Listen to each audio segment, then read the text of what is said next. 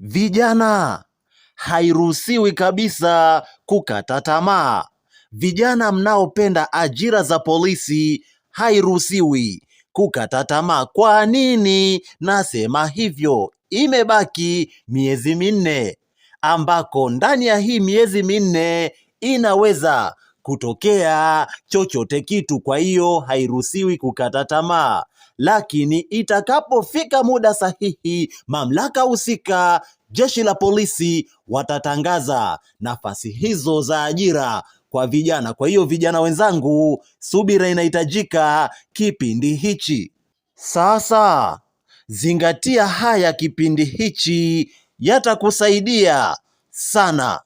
Namba moja, usiache kutafuta au kufanya shughuli ya kujiongezea kipato wakati unasubiri ajira hizo za jeshi la polisi.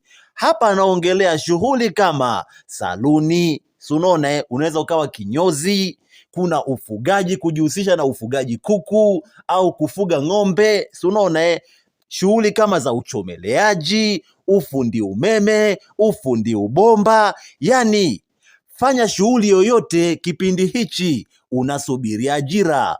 Lakini namba mbili, dumisha afya njema na fanya mazoezi ya mwili mara kwa mara. Lengo ubaki kuwa active. Ikipendeza, jiunge hata na timu ya mpira au netball au volleyball, yani shiriki michezo. Lakini namba tatu, andaa nyaraka zako.